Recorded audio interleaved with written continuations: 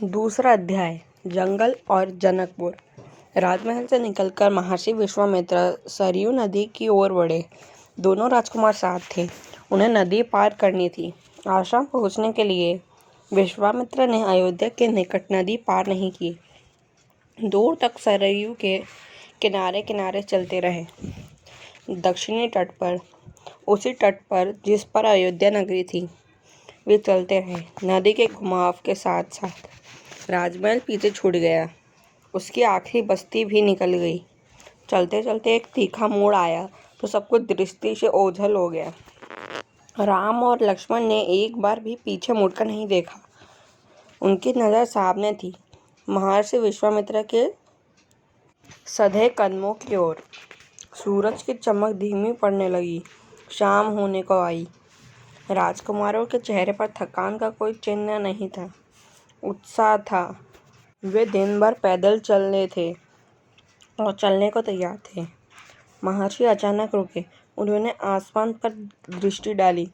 चिड़ियों के झुंड अपने बसेरे की ओर लौट रहे थे। आसमान मटमैला लाल हो गया था। चरवाहे लौट रहे थे, गायों के पैर से उड़ती धूल में आधे छिपे हुए। हम आज रात नदी तट पर ही विश्राम करेंगे, महर्षि ने पीछे मुड़ते हुए कहा। दोनों राजकुमारों के चेहरे के भाव देखते हुए विश्वामित्र हल्का सा मुस्कुराए। राम के निकट आते हुए उन्होंने कहा, मैं तुम दोनों को कुछ विद्याएं सिखाना चाहता हूँ। इन्हें सीखने के बाद कोई तुम पर प्रहार नहीं कर सकेगा, उस समय भी नहीं जब तुम नींद में हो। राम और लक्ष्मण नदी में मुंह हाथ धोकर लौटे। महर्षि के निकट आकर बैठे।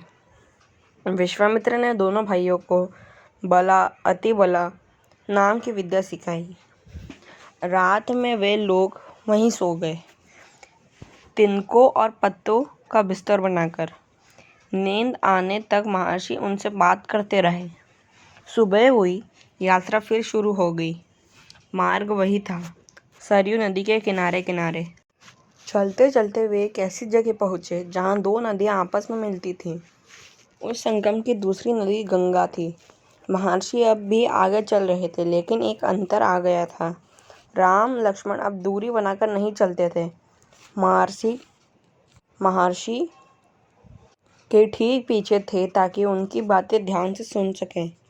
रास्ते में पड़ने वाले आश्रमों के बारे में, वहाँ के लोगों के बारे में, वृक्षों वनस्पतियों के संबंध में, स्थानीय इतिहास उससे शामिल होता था।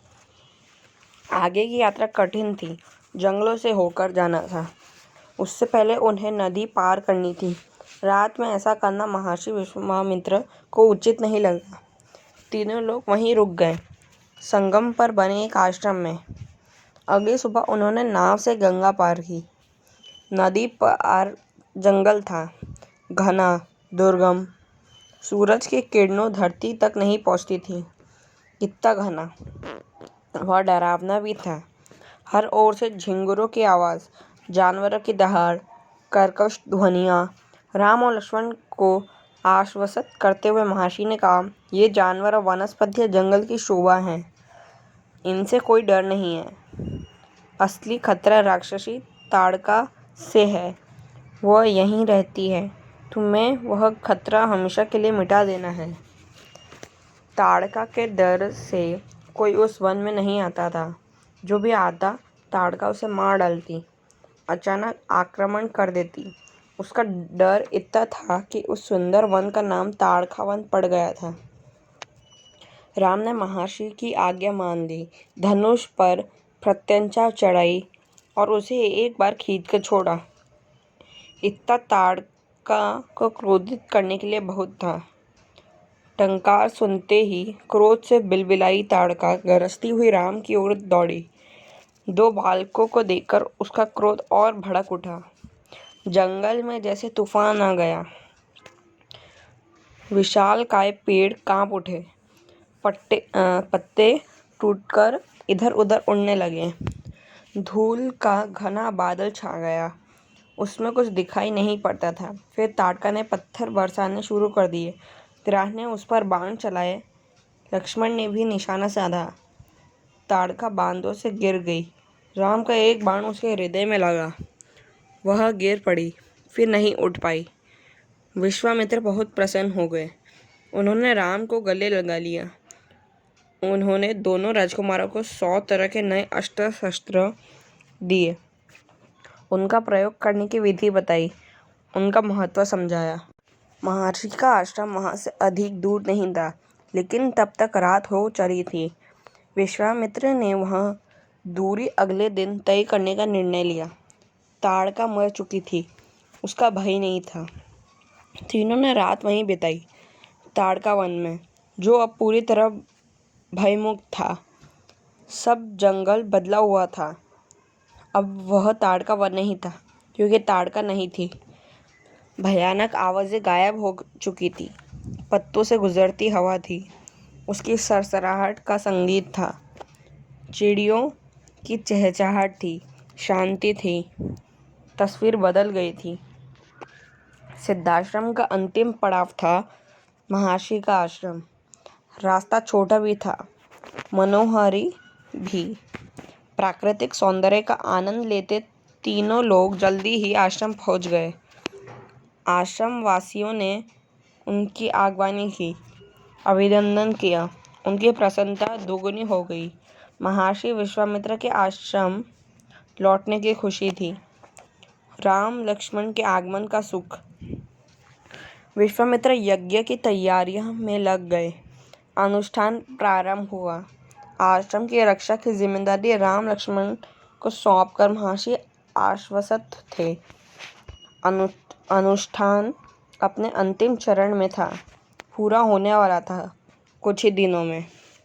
5 दिन तक सब ठीक ठाक चलता रहा, शांति से, निर्विघ्न। लगता था कि राजकुमार की उपस्थिति ने ही राक्षसों को भगा दिया।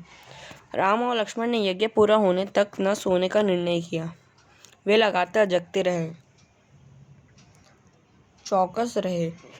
कमर में तलवार, पीठ पर टुंडीर, हाथ में धनुष, प्रत्यंचा चढ़ी हुई, हर स्थिति के लिए तैयार थे।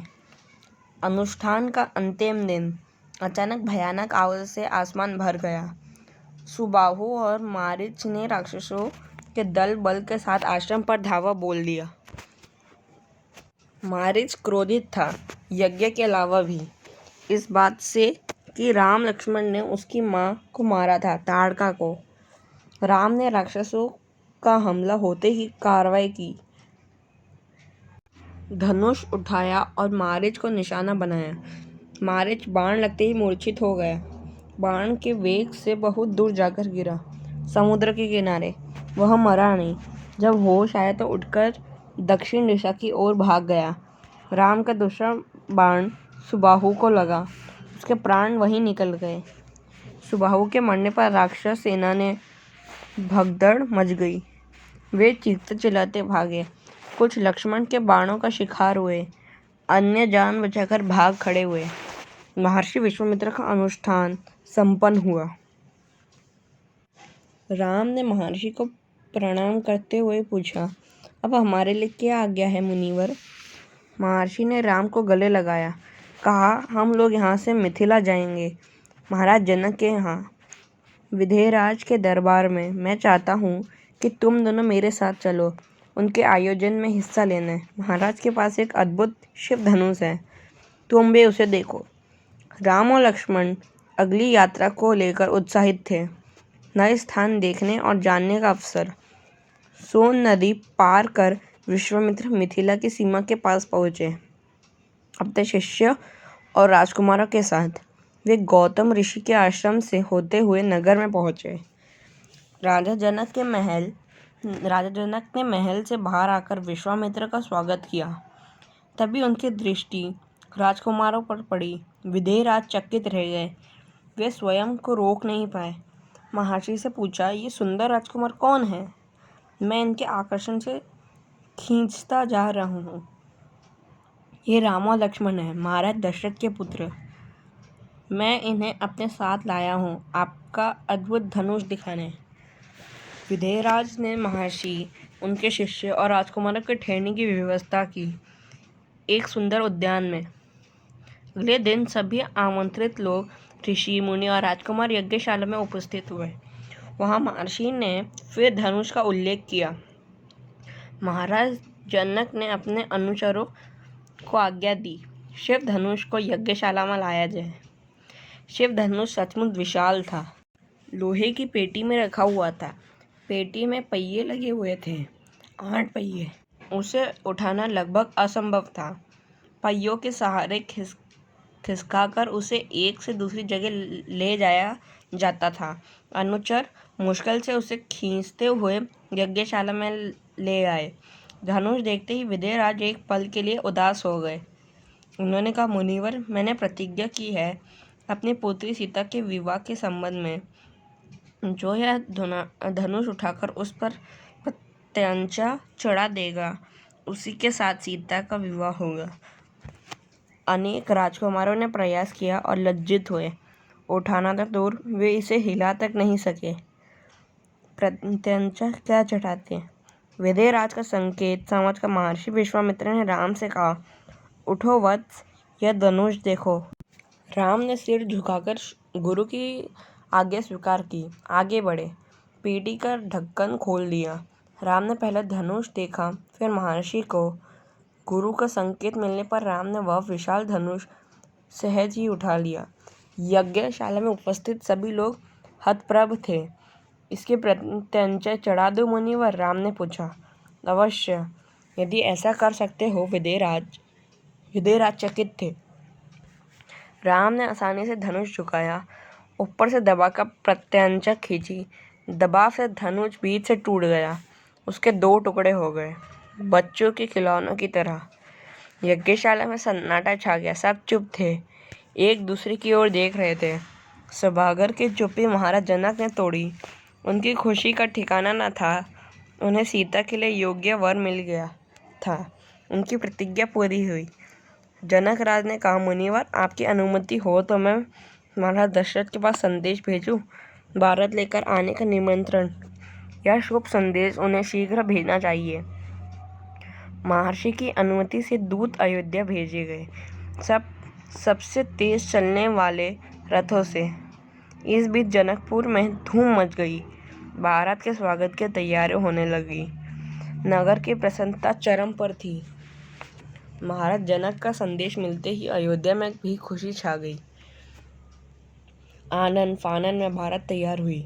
हाथी, घोड़े, रथ, सेना। भारत को मिथिला पहुंचने में 5 दिन लग गए। जनकपुरी जगमगा रही थी। हर मार्ग पर तोरण द्वार, हर जगह फूलों की चादर, एक एक कोना सुवासित।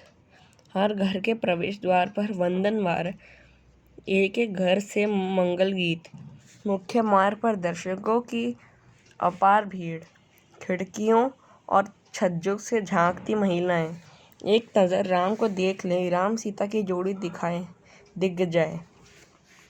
विवाह से ठीक पहले विदेहराज ने महाराज दशरथ से कहा, राजन, राम ने मेरी प्रतिज्ञा पूरी कर बड़ी बेटी सीता को अपना लिया। मेरी इच्छा है कि छोटे पुत्र उर्मिला का विवाह लक्ष्मण से हो जाए। मेरे छोटे भाई कुशध्वज की भी 2 पुत्रियां हैं, मांडवी और ऋतुकृति। कृपया उन्हें भरत और शत्रुघ्न के लिए स्वीकार करें। राजा दशरथ ने यह प्रस्ताव तत्काल मान लिया। विवाह के बाद भारत कुछ दिन जनकपुरी में रुके। भारत बहुओं को लेकर अयोध्या लौटे तो रानियों ने पुत्र वधुओं की आरती उतारी, स्त्रियों ने फूल बरसाए, शंख ध्वनि से गलियां गूंज उठी। यह आनंदोत्सव लगातार कई दिनों तक चलता रहा।